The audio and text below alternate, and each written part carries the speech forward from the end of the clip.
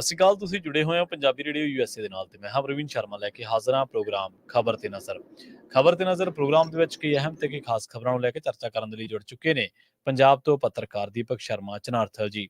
ਸ਼ਰਮਾ ਸਤਿ ਸ਼੍ਰੀ ਅਕਾਲ, ਸਵਾਗਤ ਹੈ ਜੀ ਪੰਜਾਬੀ ਰੇਡੀਓ USA ਤੇ। ਸਤਿ ਸ਼੍ਰੀ ਅਕਾਲ ਪ੍ਰਵੀਨ ਜੀ, ਸਾਰੇ ਦਰਸ਼ਕਾਂ ਨੂੰ, ਸਾਰੇ ਸਰੋਤਿਆਂ ਨੂੰ ਮੇਰੀ ਪਿਆਰ ਭਰੀ ਸਤਿ ਸ਼੍ਰੀ ਅਕਾਲ ਜੀ।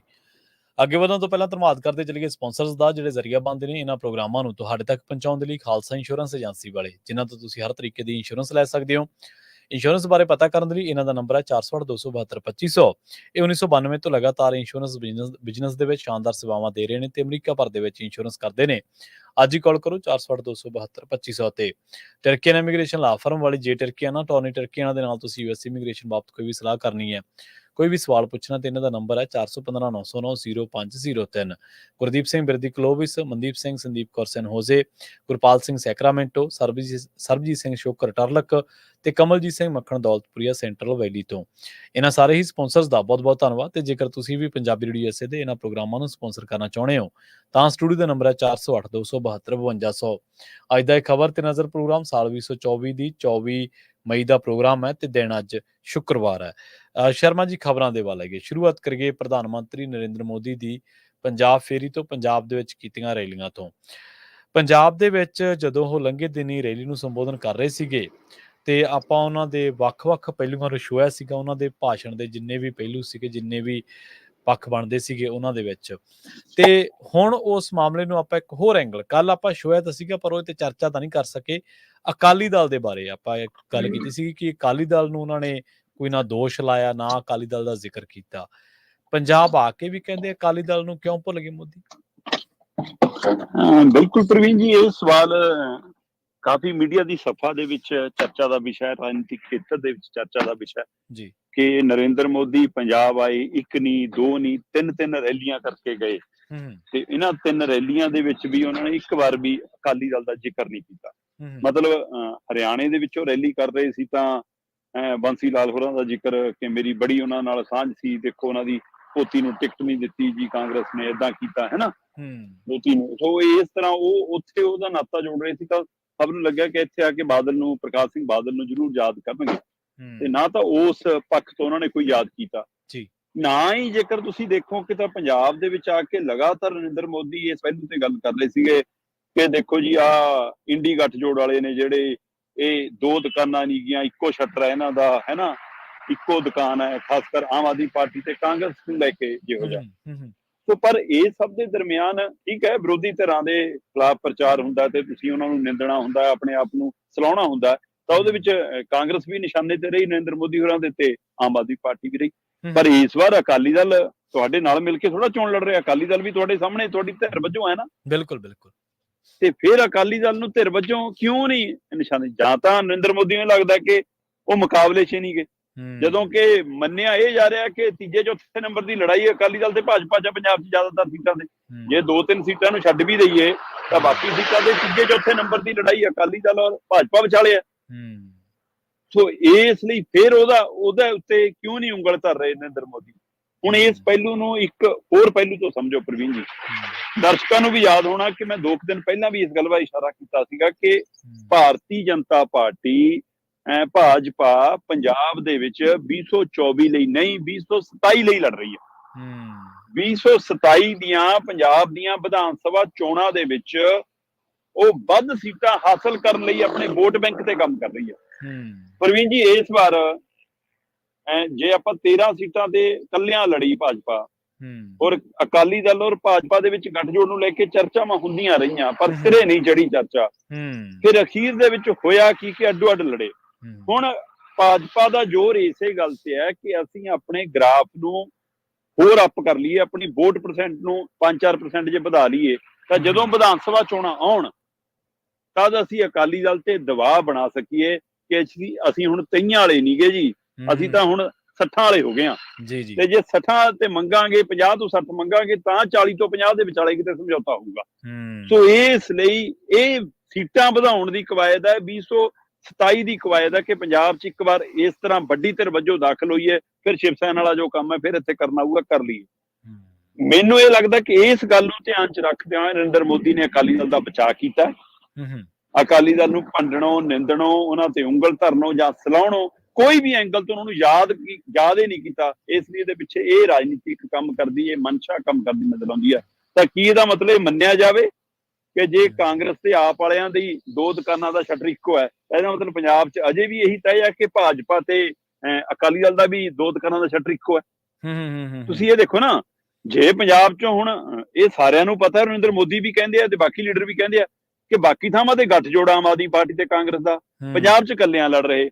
ਪਰ ਇੱਥੋਂ ਜਿਹੜਾ ਵੀ ਜਿੱਤ ਕੇ ਗਿਆ ਦੋਵਾਂ 'ਚੋਂ, ਦਿੱਲੀ ਜਾ ਕੇ ਤਾਂ ਉਸੇ ਪਾਸੇ ਬੈਠੂਗਾ ਨਾ। ਹਾਂਜੀ ਹਾਂਜੀ।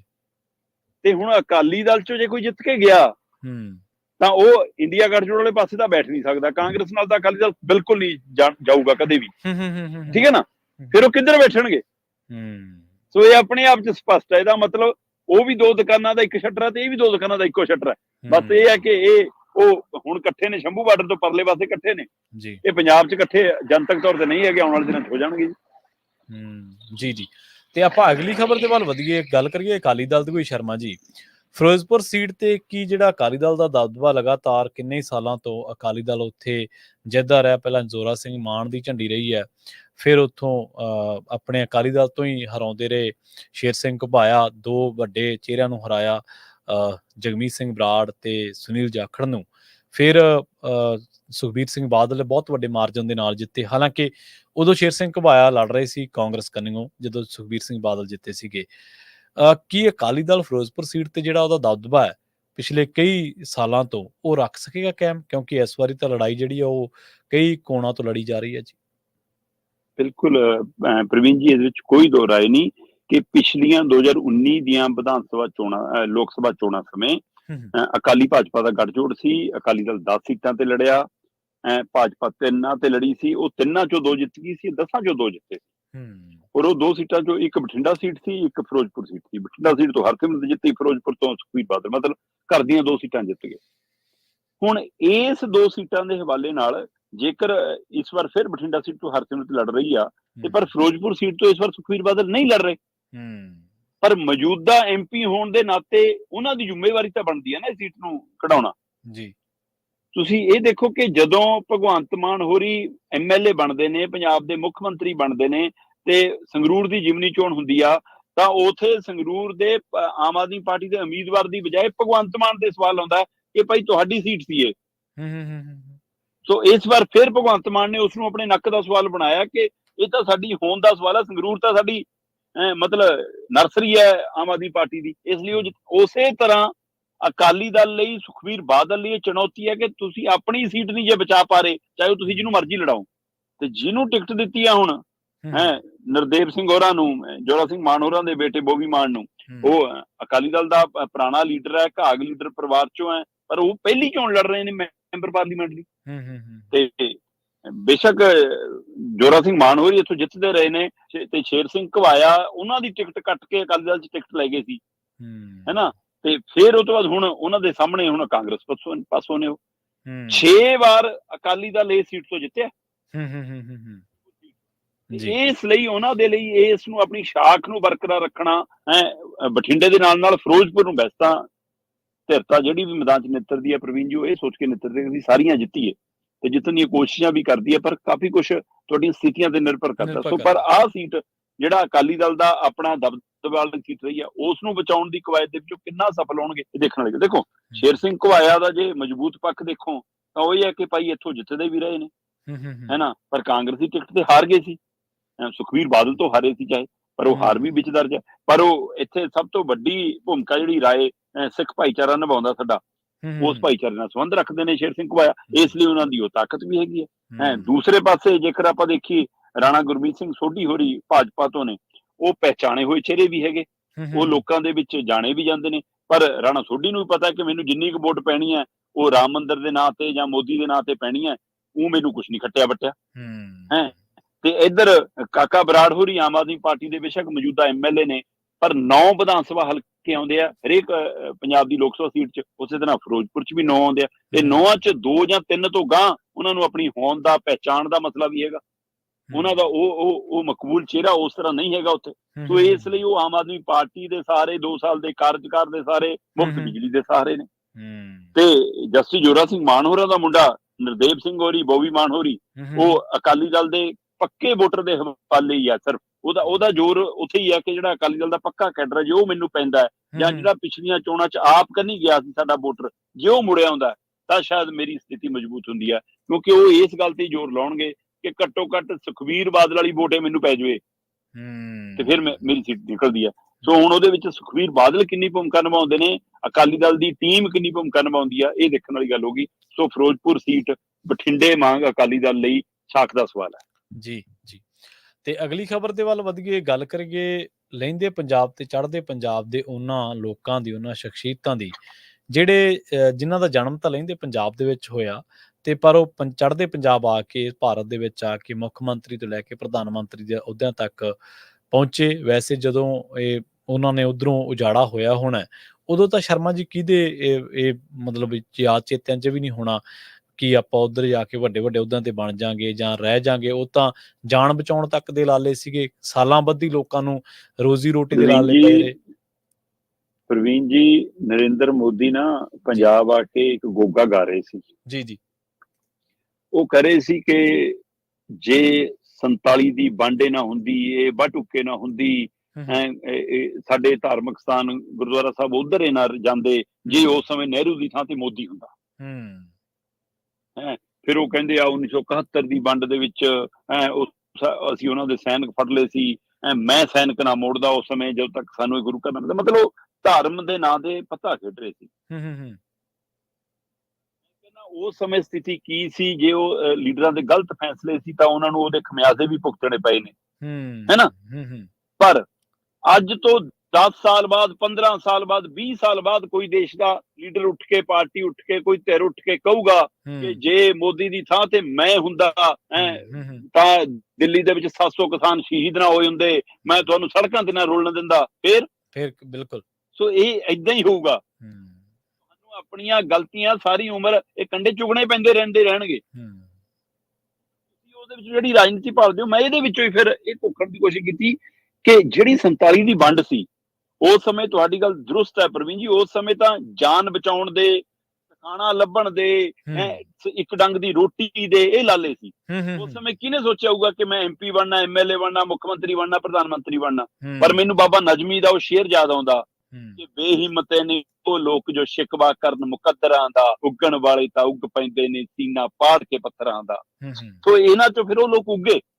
ਜਦੋਂ ਇਹ ਜਹਨ ਚ ਆਉਂਦੀ ਹੈ ਗੱਲ ਕਿ ਉਹ ਕਿਹੜੇ ਚਿਹਰੇ ਹੋਣਗੇ ਕਿ ਜਿਹੜੇ ਲਹਿੰਦੇ ਪੰਜਾਬ ਤੋਂ ਉੱਠੇ ਤੇ ਚੜ੍ਹਦੇ ਪੰਜਾਬ ਚ ਆ ਕੇ ਸਿਆਸਤ ਦੇ ਚੜ੍ਹਦੇ ਸੂਰਜ ਬਣੇ, ਤਾਂ ਦੋ ਨਾਮ ਜਹਨ ਚ ਆਪਣੇ ਆਪ ਉੱਭਰਦੇ ਆ, ਇੰਦਰ ਕੁਮਾਰ ਗੁਜਰਾਲ ਜੀ ਤੇ ਡਾਕਟਰ ਮਨਮੋਹਨ ਸਿੰਘ ਜੀ। ਇਹ ਦੋ ਨਾਮ ਸਿੱਧੇ ਰੂਪ ਚ ਜਹਨ ਚ ਆਉਂਦੇ ਕਿ ਹਾਂ, ਡਾਕਟਰ ਮਨਮੋਹਨ ਸਿੰਘ ਹੋਰਾਂ ਦਾ ਜਨਮ 26 ਸਤੰਬਰ 1932 ਨੂੰ ਹੈ ਨਾ ਲਹਿੰਦੇ ਪੰਜਾਬ ਦੇ ਚਕਵਾਲ ਦੇ ਗਾਹ ਪਿੰਡ ਚ ਹੁੰਦਾ ਜੀ ਜੀ। ਤੇ ਇੱਧਰ ਆ ਕੇ ਉਹ ਲਗਾਤਾਰ 2 ਵਾਰ ਦੇਸ਼ ਦੇ ਪ੍ਰਧਾਨ ਮੰਤਰੀ ਬਣਦੇ ਆ। ਉਹਨਾਂ ਨੂੰ ਪਾਰਟੀ ਤੋਂ ਉੱਪਰ ਉੱਠ ਕੇ ਦੇਸ਼ 'ਚ ਸਤਿਕਾਰ ਮਿਲਦਾ। ਜੀ ਜੀ। ਇੰਦਰ ਕੁਮਾਰ ਗੁਜਰਾਲ ਹੋਣੀ, ਹਾਂ ਜੀ, 4 ਦਸੰਬਰ 1919 ਨੂੰ ਲਹਿੰਦੇ ਪੰਜਾਬ ਦੇ ਝੇਲਮ ਦੇ ਪਰੀ ਦਰਵਾਜ਼ਾ ਇਲਾਕੇ ਦੇ ਵਿੱਚ ਉਹਨਾਂ ਦਾ ਜਨਮ ਹੈ। ਜੀ ਜੀ। ਇੱਧਰ ਆਉਂਦੇ ਨੇ ਹੈ ਨਾ, MP ਵੀ, ਫਿਰ ਦੇਸ਼ ਦੇ ਪ੍ਰਧਾਨ ਮੰਤਰੀ ਤੱਕ ਦੇ ਅਹੁਦੇ ਤੇ ਜਾਂਦੇ ਨੇ। ਬਹੁਤ ਮਾਣ ਮਿਲਿਆ ਉਹਨਾਂ ਨੂੰ। ਇਸੇ ਕਤਾਰ ਦੇ ਵਿੱਚ ਤੁਸੀਂ ਸਰਦਾਰ ਗੁਰਮੁਖ ਸਿੰਘ ਮੁਸਾਫਰ ਉਹਨਾਂ ਨੂੰ ਰੱਖ ਸਕਦੇ ਹੋ ਜੀ। ਗੁਰਮੁਖ ਸਿੰਘ ਮੁਸਾਫਰ ਉਹਨਾਂ ਦਾ ਜਨਮ 15 ਜਨਵਰੀ 1899 ਨੂੰ ਉਹ ਪਾਕਿਸਤਾਨ ਦੇ ਅਡਵਾਲ ਖੇਤਰ ਚ ਹੁੰਦਾ ਹੈ। 3 ਵਾਰ ਕਾਂਗਰਸ ਦੀ ਟਿਕਟ ਤੇ ਮੈਂਬਰ ਪਾਰਲੀਮੈਂਟ ਬਣਦੇ ਨੇ ਤੇ ਫਿਰ ਪੰਜਾਬ ਦੇ ਮੁੱਖ ਮੰਤਰੀ ਵੀ ਬਣਦੇ ਨੇ। ਸੋ ਇਸ ਤਰ੍ਹਾਂ ਦੇ ਕਿੰਨੇ ਹੀ ਚਿਹਰੇ ਨੇ। ਕਪੂਰ ਸਿੰਘ ਹੋਰੀ ਨੇ ਜਿਹੜਾ ਦਾ ਲਹਿੰਦੇ ਪੰਜਾਬ ਚ ਜਨਮ ਹੋਇਆ ਤੇ ਇੱਧਰ ਆ ਕੇ ਮੈਂਬਰ ਪਾਰਲੀਮੈਂਟ ਬਣੇ। ਰਜਿੰਦਰ ਕੌਰ ਬੁਲਾਰਾ ਹੋਰੀ ਬੀਬੀ ਅਕਾਲੀ ਦਲ ਦੀ ਟਿਕਟ ਤੇ MP ਬਣੇ। ਹਾਂਜੀ ਹਾਂਜੀ, MP ਬਣੇ ਸੀਗੇ ਹੈ ਨਾ। ਸਰਦਾਰ ਹੁਕਮ ਸਿੰਘ ਹੋਰੀ ਮੈਂਬਰ ਪਾਰਲੀਮੈਂਟ, ਫਿਰ ਡਿਪਟੀ ਲੋਕ ਸਭਾ ਸਪੀਕਰ, ਫਿਰ ਸਪੀਕਰ ਲੋਕ ਸਭਾ ਦੇ ਉੱਥੇ ਹੈ ਨਾ, ਫਿਰ ਉਹ ਤੋਂ ਬਾਅਦ ਰਾਜਸਥਾਨ ਦੇ ਰਾਜਪਾਲ ਤੱਕ ਬਣੇ। ਇਸ ਤਰ੍ਹਾਂ ਸੁਖਵੰਤ ਕੌਰ ਭਿੰਡਰ ਹੋਰੀ ਜੀ, ਇੱਕ ਵਾਰ MP, ਇੱਕ ਵਾਰ ਰਾਜ ਸਭਾ। ਇਹ ਬੀਬੀ ਦਾ ਜਨਮ ਵੀ ਉੱਧਰ ਹੈ। ਤੇ ਇਸੇ ਕਤਾਰ ਦੇ ਵਿੱਚ ਤੁਸੀਂ ਜਗਦੇਵ ਸਿੰਘ ਤਲਵੰਡੀ ਹੋਰਾਂ ਨੂੰ ਰੱਖੋ ਜੀ। 24 ਜੂਨ 1929 ਨੂੰ ਲਾਇਲਪੁਰ ਦੇ ਵਿੱਚ ਹੈ ਨਾ ਜਗਦੇਵ ਸਿੰਘ ਤਲਵੰਡੀ ਹੋਰਾਂ ਦਾ ਜਨਮ ਹੁੰਦਾ ਹੈ। ਤੇ ਇੱਧਰ ਆ ਕੇ ਉਹ ਸ਼੍ਰੋਮਣੀ ਅਕਾਲੀ ਦਲ ਦੇ ਵੀ ਪ੍ਰਧਾਨ ਬਣਦੇ ਨੇ, ਸ਼੍ਰੋਮਣੀ ਗੁਰਦੁਆਰਾ ਪ੍ਰਬੰਧਕ ਕਮੇਟੀ ਦੇ ਵੀ ਪ੍ਰਧਾਨ ਬਣਦੇ ਨੇ, ਮੈਂਬਰ ਪਾਰਲੀਮੈਂਟ ਵੀ ਬਣਦੇ ਨੇ ਅਕਾਲੀ ਦਲ ਵੱਲੋਂ। ਸੋ ਇਹ ਕਿੱਡੇ ਨਾਂ ਨੇ, ਚਾਹੇ ਗੁਜਰਾਲ ਸਾਹਿਬ ਨੇ, ਚਾਹੇ ਮਨਮੋਹਨ ਸਿੰਘ ਹੋਰੀ ਨੇ, ਚਾਹੇ ਗੁਰਮੁਖ ਸਿੰਘ ਮੁਜ਼ਾਫਰ ਹੋਰੀ ਨੇ, ਚਾਹੇ ਕਪੂਰ ਸਿੰਘ ਨੇ, ਚਾਹੇ ਸੁਖਵੰਤ ਕੌਰ ਭਿੰਡਰ ਹੈ, ਚਾਹੇ ਹੁਕਮ ਸਿੰਘ ਹੈ, ਚਾਹੇ ਰਜਿੰਦਰ ਕੌਰ ਬੁਲਾਰਾ ਹੈ, ਚਾਹੇ ਜਗਦੇਵ ਸਿੰਘ ਤਲਵੰਡੀ ਹੈ। ਉਹ ਨਾਂ ਨੇ ਜਿਹੜੇ ਜਨਮੇ ਲੈਂਦੇ ਪੰਜਾਬ 'ਚ, ਪੈਰ ਆ ਕੇ ਚੜ੍ਹਦੇ ਪੰਜਾਬ 'ਚ ਲੱਗੇ ਤੇ ਉਸ ਤੋਂ ਬਾਅਦ ਦੇਸ਼ ਦੀ ਸਿਆਸਤ ਦੀ ਫਿਜ਼ਾ ਦੇ ਵਿੱਚ ਛਾਏ। ਇਹ ਉਹ ਨਾਂ ਨੇ। ਹਾਂ, ਕੁਝ ਨਾਮ ਹੋਰ ਵੀ ਹੈਗੇ ਜਿਹੜੇ ਪਾਕਿਸਤਾਨ ਤੋਂ ਆਏ, ਚਾਹੇ ਉਹ ਲਹਿੰਦੇ ਪੰਜਾਬ ਤੋਂ ਨਹੀਂ ਸੀ। ਉਹਨਾਂ ਦੇ ਵਿੱਚ ਵਿਨੋਦ ਖੰਨੇ ਦਾ ਜ਼ਿਕਰ ਆ ਜਾਂਦਾ ਹੈ, ਅਜੀਤ ਸਿੰਘ ਸਰਹੱਦੀ ਹੋਰਾਂ ਦਾ ਜ਼ਿਕਰ ਆ ਜਾਂਦਾ, ਜਾਂ ਕੁਝ ਹੋਰ ਕਿੰਨੇ ਹੀ ਨਾਮ ਹੋਣਗੇ, ਹੈ ਨਾ। ਜੇ ਆਪਣੇ ਕੋਲ ਇਹ ਨਾਮ ਨੇ ਤਾਂ ਸਾਡੇ ਦਰਸ਼ਕਾਂ ਸਰੋਤਿਆਂ ਕੋਲ ਵੀ ਕੁਝ ਹੋਰ ਨਾਮ ਹੋਣਗੇ। ਉਹ ਇਸ ਖੋਜ ਨੂੰ ਹੋਰ ਅੱਗੇ ਜਿੰਨਾ ਮਰਜ਼ੀ ਵਿਸਤਾਰ ਦਿੱਤਾ ਜਾ ਸਕਦਾ।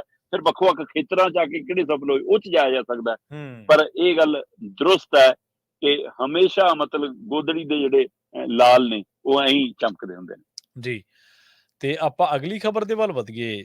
ਲੰਘੇ ਦਿਨਾਂ ਦੇ ਵਿੱਚ ਜਿੰਨੇ ਵੀ ਆਪਣਾ ਚਰਚਾ ਕਰਦੇ ਰਹੇ, ਜਿੰਨੇ ਵੀ ਗੇੜ ਆਏ ਨੇ ਪੋਲਿੰਗ ਦੇ, ਲੋਕ ਸਭਾ ਚੋਣਾਂ ਦੇ, ਘੱਟ ਪੋਲਿੰਗ ਇਹ ਸਿਰਦਰਦੀ ਬਣੀ ਰਹੀ ਹੈ ਸੱਤਾਧਾਰੀਆਂ ਦੀ ਵੀ ਕਿ ਪੋਲਿੰਗ ਘੱਟ ਕਿਉਂ ਹੁੰਦੀ ਹੈ। ਹਾਲਾਂਕਿ ਇਹ ਵੀ ਸਮਝਿਆ ਜਾਂਦਾ ਹੈ, ਇੱਕ ਐਲਗੋਰਿਦਮ ਇਹ ਵੀ ਹੈ ਸ਼ਰਮਾ ਜੀ, ਕਿ ਜਦੋਂ ਪੋਲਿੰਗ ਬਹੁਤ ਜ਼ਿਆਦਾ ਹੁੰਦੀ ਹੈ ਤੇ ਇਹਦਾ ਮਤਲਬ ਹੈ ਕਿ ਸੱਤਾਧਾਰੀਆਂ ਲਈ ਉਦੋਂ ਵੀ ਅਲਾਰਮਿੰਗ ਸਿਚੁਏਸ਼ਨ ਹੁੰਦੀ ਹੈ। ਲੱਗਦਾ ਇਹ ਹੁੰਦਾ ਕਿ ਬਹੁਤ ਵਾਰ ਜ਼ਿਆਦਾ ਪੋਲਿੰਗ ਤੁਹਾਡੀ ਐਂਟੀ ਇਨਕੰਬੈਂਸੀ ਜਿਹੜੀ ਆ ਉਹਦੇ ਵਿੱਚ ਕਿਤੇ ਨਾ ਕਿਤੇ ਹਾਵੀ ਹੋ ਜਾਂਦੀ ਹੈ ਤੇ ਉਹਦਾ ਨੁਕਸਾਨ ਹੁੰਦਾ ਹੈ।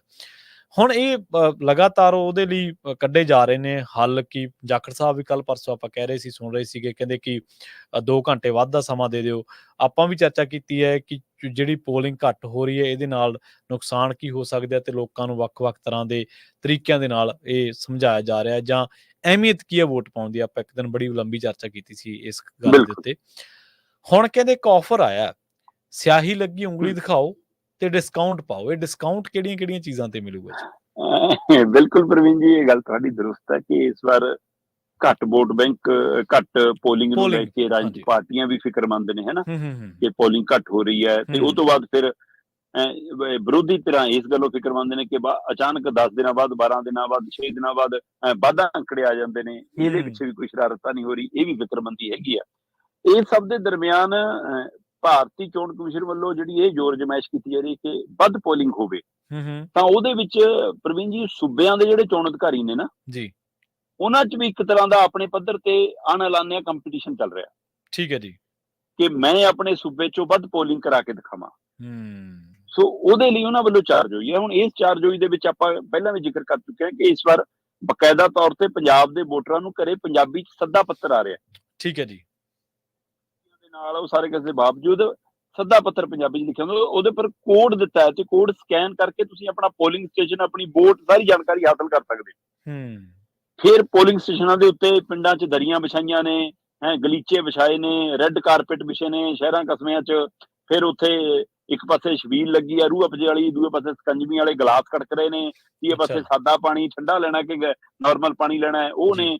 ਕੁਰਸੀਆਂ ਲੱਗੀਆਂ ਨੇ, ਉਹਨਾਂ ਤੇ ਝਾਲਰਾਂ ਵਾਲੇ, ਮੇਜ਼ ਵਾਲੇ, ਸਾਰਾ ਕੁਝ ਪ੍ਰਬੰਧ ਹੈ ਤਾਂ ਕਿ ਆ ਕੇ ਬੈਠ ਸਕੇ ਵੋਟਰ। ਚੰਗਾ ਪ੍ਰਬੰਧ ਹੈ ਇਸ ਵਾਰ ਦੇਖਣ ਨੂੰ ਮਿਲੂਗਾ। ਇਹ ਤਿਆਰੀਆਂ ਨੇ। ਇਹਦੇ ਨਾਲ ਇਹਦੇ ਬਾਵਜੂਦ ਵੀ ਚੋਣ ਕਮਿਸ਼ਨ ਨੂੰ, ਪੰਜਾਬ ਚੋਣ ਕਮਿਸ਼ਨ ਨੂੰ ਜਾਂ ਜ਼ਿਲ੍ਹਾ ਅਧਿਕਾਰੀਆਂ ਨੂੰ ਸੀਗਾ ਕਿ ਅਸੀਂ 70% ਦਾ ਟਾਰਗੇਟ ਇਸ ਵਾਰ ਛੋਹ ਕੇ ਦੇਣਾ। ਉਹਨਾਂ ਨੇ ਟੀਚਾ ਮਿਥਿਆ ਹੋਇਆ।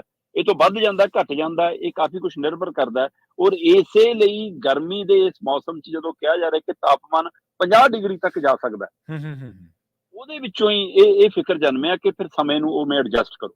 ਇਹ ਕੁਝ ਤਰ੍ਹਾਂ 'ਚ ਚਰਚਾ ਸੀ ਤੇ ਸੁਨੀਲ ਜਾਖੜ ਨੇ ਤਾਂ ਚਿੱਠੀ ਹੋ ਲਿਖਤੀ। ਫਿਰ ਪੰਜਾਬ 'ਚ ਸਵੇਰੇ 7 ਵਜੇ ਤੋਂ ਲੈ ਕੇ ਸ਼ਾਮ ਦੇ 6 ਵਜੇ ਤੱਕ ਪੋਲਿੰਗ ਹੈ।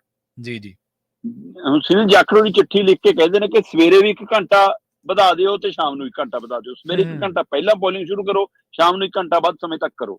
ਸਵੇਰੇ 7 ਦੀ ਬਜਾਏ 6 ਵਜੇ ਪੋਲਿੰਗ ਸ਼ੁਰੂ ਕਰੋ, ਸ਼ਾਮ ਨੂੰ 6 ਵਜੇ ਦੀ ਬਜਾਏ 7 ਵਜੇ ਖਤਮ ਕਰੋ। ਕਿਉਂਕਿ ਜੇ 48 ਡਿਗਰੀ ਤੱਕ ਤਾਪਮਾਨ ਜਾਂਦਾ ਤਾਂ ਉਹਦੇ ਵਿੱਚੋਂ ਨਿਕਲਣ ਦੇ ਲਈ ਸਾਨੂੰ ਮਤਲਬ ਸਵੇਰੇ ਸ਼ਾਮ ਜੇ ਲੋਕ ਵੱਧ ਨਿਕਲ ਸਕਦੇ ਨੇ ਤਾਂ ਸਾਨੂੰ ਉਹਦੀ ਪਹਿਲ ਕਦਮੀ ਕਰਨੀ ਚਾਹੀਦੀ।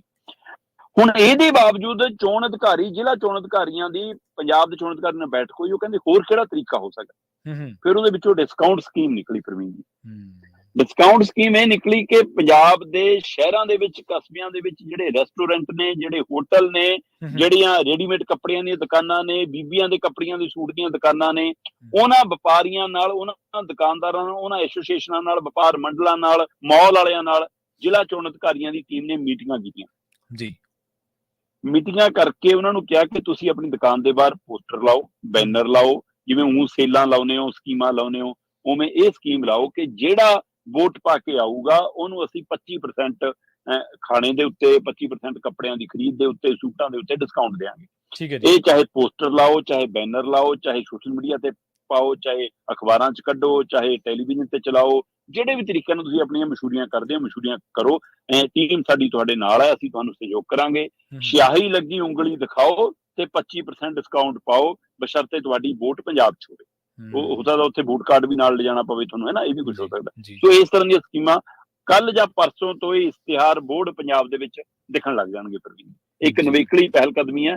ਦੇਖੋ, ਜਦੋਂ ਰਾਜਨੀਤਿਕ ਪਾਰਟੀਆਂ ਵੋਟਾਂ ਆਪਣੇ ਚੋਣ ਨਿਸ਼ਾਨ ਤੇ ਪਵਾਉਣ ਦੇ ਲਈ ਗੁਪਤ ਢੰਗ ਨਾਲ ਤੋਹਫੇ, ਸਕੀਮਾਂ, ਹੈ ਨਾ, ਕੂਪਨ ਦੇ ਸਕਦੀਆਂ ਨੇ, ਤਾਂ ਚੋਣ ਕਮਿਸ਼ਨ ਇੱਕ ਵੋਟ ਪਵਾਉਣ ਦੇ ਲਈ ਇਹ ਤਰੀਕਾ ਕਿਉਂ ਨਹੀਂ ਅਪਣਾ ਸਕਦਾ? ਠੀਕ ਹੈ, ਫਿਰ ਇਹ ਤਰੀਕਾ ਸਹੀ ਹੈ।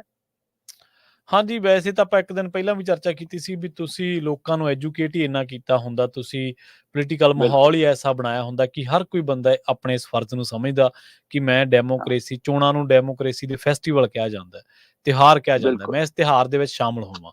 ਪਰ ਲੋਕ ਤੁਹਾਡੇ ਤਿਉਹਾਰ ਤੋਂ ਭੱਜ ਰਹੇ ਨੇ, ਉਹਨਾਂ ਨੂੰ ਤੁਹਾਡੇ ਤਿਉਹਾਰ ਦਾ ਚਾਅ ਹੀ ਕੋਈ ਨਹੀਂ ਗਾ।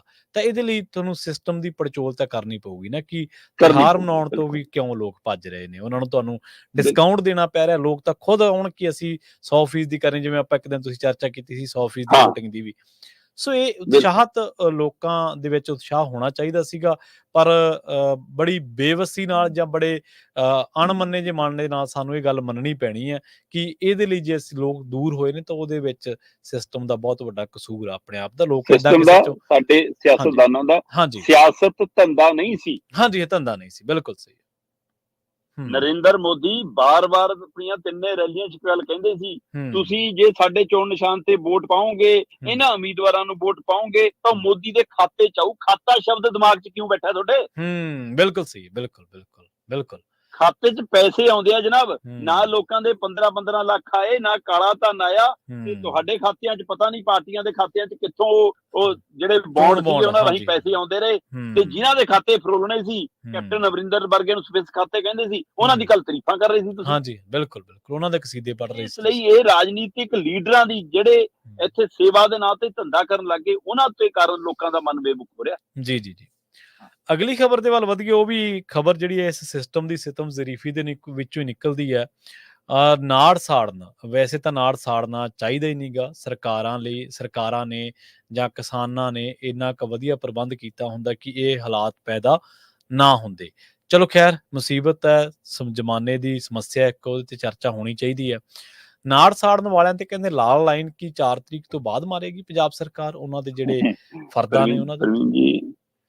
ਪ੍ਰਵੀਨ ਜੀ, ਪਹਿਲੀ ਗੱਲ ਤਾਂ ਇਹ ਹੈ ਕਿ ਆਪਾਂ ਬਚਪਨ ਤੋਂ ਆਪਾਂ ਪਿੰਡਾਂ ਨਾਲ ਸੰਬੰਧਿਤ ਆਪਾਂ ਦੇਖਦੇ ਆਏ ਹਾਂ ਕਿ ਝੋਨੇ ਦੀ ਕਟਾਈ ਤੋਂ ਬਾਅਦ, ਹੈ ਨਾ, ਜੀਰੀ ਦੀ ਵਾਢੀ ਤੋਂ ਬਾਅਦ ਅਕਸਰ ਪਰਾਲੀ ਨੂੰ ਸੰਭਾਲਣ ਦੇ, ਸੇਜਣ ਦੇ ਪ੍ਰਬੰਧ ਨਾ ਸਹੀ ਤਰੀਕੇ ਨਾਲ ਹੋਣ ਕਾਰਨ ਅੱਗ ਲਾਈ ਜਾਂਦੀ ਸੀ। ਅਗਲੇ ਕਹਿੰਦੇ ਸੀ ਕਿ ਸਾਨੂੰ ਤਾਂ ਫਸਲ ਤੇ ਪੂਰਾ ਭਾਅ ਨਹੀਂ ਮਿਲਦਾ ਤੇ ਇਹਨੂੰ ਕਿੱਥੋਂ ਸੰਭਾਲੀਏ, ਜਾਂ ਸਰਕਾਰ ਕੋਈ ਯੋਜਨਾ ਲਿਆਵੇ। ਪਰ ਮੈਂ ਆਪਣੇ ਛੋਟੇ ਹੁੰਦਿਆਂ ਦੇ ਦੌਰ ਤੋਂ ਲੈ ਕੇ ਹੁਣ ਤੱਕ ਪਿਛਲੇ 3-4 ਸਾਲਾਂ ਦਾ ਜੇ ਹਵਾਲਾ ਛੱਡ ਵੀ ਦੇਵਾਂ ਤਾਂ ਕਣਕ ਦੀ ਨਾੜ ਨੂੰ, ਕਣਕ ਦੇ ਇਹਨਾਂ ਮਤਲਬ ਕਿ ਜਿਹੜੇ ਸਾਰਾ ਕੁਝ ਹੁੰਦਾ ਸੀ ਨਾ, ਉਹਨਾਂ ਨੂੰ ਆਪਾਂ ਕਰਚਿਆਂ ਨੂੰ, ਜਿਹਨੇ ਸਾਡੀ ਭਾਸ਼ਾ 'ਚ ਮੰਨ ਲਓ ਆਪਣੇ ਕਰਚੇ ਵੀ ਕਹਿੰਦੇ ਨੇ, ਹਨਾ, ਸੋ ਉੱਥੇ ਕਦੇ ਅੱਗ ਲੱਗਦੀ ਨਹੀਂ ਦੇਖੀ ਆਪਾਂ। ਕਣਕ ਦੀ ਨਾੜ ਨੂੰ ਅੱਗ ਬਹੁਤ ਘੱਟ ਹੁੰਦੀ ਸੀ, ਨਹੀਂ ਲੱਗਦੀ ਲੋਕ। ਪਰ ਹੁਣ ਇਹ ਵਰਤਾਰਾ ਲਗਾਤਾਰ ਵੱਧ ਗਿਆ, ਤੇ ਨਹੀਂ ਤਾਂ ਉਹਨੂੰ ਵਿੱਚ ਵਗ। ਇਹਦੇ ਨਾਲ ਮਤਲਬ ਕਿ ਅਸੀਂ ਵਾਤਾਵਰਨ ਨੂੰ ਵੀ, ਆਪਣੇ ਸਰੀਰ ਨੂੰ ਵੀ, ਆਪਣੇ ਜਵਾਕਾਂ ਲਈ ਵੀ, ਜੀਵ ਜੰਤੂਆਂ ਲਈ ਵੀ, ਦਰਖਤਾਂ ਲਈ ਵੀ, ਇੱਥੋਂ ਤੱਕ ਕਿ ਧਰਤੀ ਦੇ ਉਹ ਕੀੜੇ ਮਕੌੜੇ, ਜੰਤੂ ਜੀਵ ਜਿਹੜੇ ਕਿਸਾਨੀ ਲਈ ਸਹਾਇਕ ਨੇ, ਅਸੀਂ ਉਹਨਾਂ ਨੂੰ ਵੀ ਖਤਮ ਕਰ ਰਹੇ। ਤੇ ਫਿਰ ਅੱਗ ਲਾਉਣ ਤੋਂ ਬਾਅਦ ਅਸੀਂ ਜਦੇ ਪਾਣੀ ਛੱਡ ਦਿੰਦੇ ਹਾਂ ਕਿ ਲਓ ਜੀ ਹੁਣ ਤਾਂ ਅਸੀਂ ਧਰਤੀ ਠੰਡੀ ਕਰਨੀ। ਹਾਂ, ਜਦੋਂ ਇਹ ਸਮੱਸਿਆ ਵੱਡੀ ਹੁੰਦੀ ਜਾ ਰਹੀ ਹੈ ਤਾਂ ਫਿਰ ਕਰਨੇ ਕੀ ਨੇ ਖੇਤੀ ਮੰਤਰੀ? ਕਰਨੀ ਕੀ ਹੈ ਤੁਹਾਡਾ ਖੇਤੀਬਾੜੀ ਵਿਭਾਗ? ਕਰਨਾ ਕੀ ਹੈ ਜੇਕਰ ਉਹਨਾਂ ਕੋਲ ਇਸ ਮਸਲੇ ਦਾ ਹੱਲ ਹੀ ਨਹੀਂਗਾ? ਕਿਸਾਨ ਕੋਲ ਹੱਲ ਹੁੰਦਾ ਤਾਂ ਉਹ ਅੱਗ ਕਾਹਨੂੰ ਲਾਉਂਦਾ? ਜੀ ਜੀ, ਹੱਲ ਕਰਨਾ ਫਿਰ ਸਰਕਾਰਾਂ ਕਾਹਦੇ ਲਈ ਨੇ? ਪੰਜਾਬ ਸਰਕਾਰ ਤਾਂ ਕਹਿੰਦੀ ਜੀ, ਪਿਛਲੇ ਦੌਰ ਦੇ ਵਿੱਚ ਹੱਥ ਮਾਰੋ ਨਾ, ਕਿਵੇਂ ਨੋਟਸ ਕੱਢੇ ਜਾਂਦੇ ਸੀ, ਕਿਵੇਂ ਚਿੱਠੀਆਂ ਨਿਕਲਦੀਆਂ ਸੀ, ਕਿਵੇਂ ਕਹਿੰਦੇ ਸੀ ਕਿ ਲੋਨ ਨਾ ਦਿਓ ਇਹਨਾਂ ਤੇ, ਰੈੱਡ ਐਂਟਰੀ ਮਾਰ ਦਿਓ, ਇਹਨਾਂ ਦੀਆਂ ਫਰਦਾਂ ਰੋਕ ਲਿਓ, ਹੈਨਾ। ਤੇ ਫਿਰ ਹੁਣ ਕਿਉਂ ਭੁੱਲ ਗਏ? ਵੋਟਾਂ ਨੇ ਇਸ ਲਈ। ਇਹ ਗੱਲ ਫਿਰ ਕਿਸਾਨ ਵੀ ਸਮਝਦਾ। ਅੱਗੇ ਹਨੇਰੇ ਸਵੇਰੇ ਲਾਉਂਦਾ ਸੀ, ਹੁਣ ਅਗਲਾ ਦਿਨ ਦਿਹਾੜੇ ਲਾ ਰਿਹਾ ਕਿ ਵੋਟਾਂ ਨੇ, ਹੁਣ ਕਿਹਨੇ ਰੋਕਣਾ?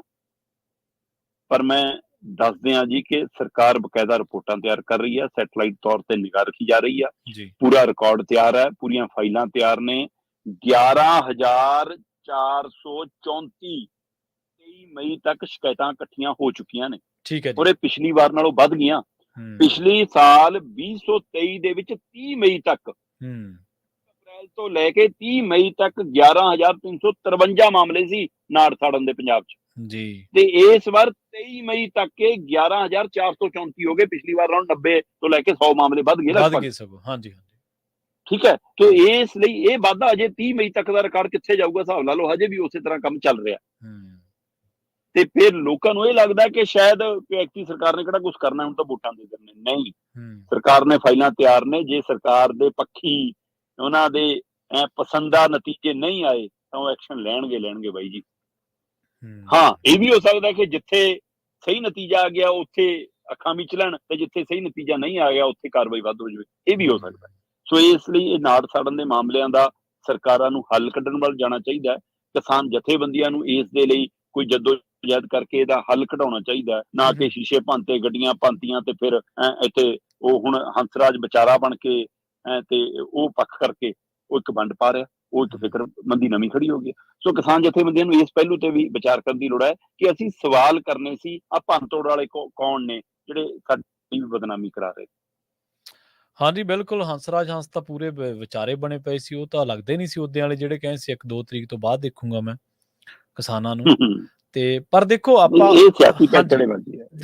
ਮੈਂ ਉਸ ਚੀਜ਼ ਨੂੰ ਵੀ ਸਹੀ ਨਹੀਂ ਕਹਿੰਦਾ, ਪਰ ਜਿਹੜੀ ਉਹਦੀ ਗੱਡੀ ਤੇ ਹਮਲਾ ਹੋਇਆ ਉਹ ਗਲਤ। ਹਾਂਜੀ, ਬਿਲਕੁਲ ਆਪਾਂ ਇਸ ਚੀਜ਼ ਦੀ ਤਾਂ ਬਿਲਕੁਲ ਉਲਟ ਆ। ਤੁਸੀਂ ਆਪਣੀ ਗੱਲ ਰੱਖਣੀ ਆ, ਸ਼ਾਂਤਪੂਰਵਕ ਤਰੀਕੇ ਦੇ ਨਾਲ ਰੱਖੋ, ਹਿੰਸਾ ਤੋਂ ਰਹਿਤ ਰੱਖੋ। ਇਹ ਤਾਂ ਆਪਾਂ ਹਮੇਸ਼ਾ ਗੱਲ ਕਰਦੇ ਹਾਂ ਵੀ ਜੇ ਕੋਈ ਹਿੰਸਕ ਕਾਰਵਾਈ ਕਰਦਾ ਹੈ ਉਹਨੂੰ ਉਹ ਗਲਤ ਹੋਣਾ ਚਾਹੀਦਾ, ਉਹਨੂੰ ਗਲਤ ਕਹਿਣਾ ਵੀ ਚਾਹੀਦਾ।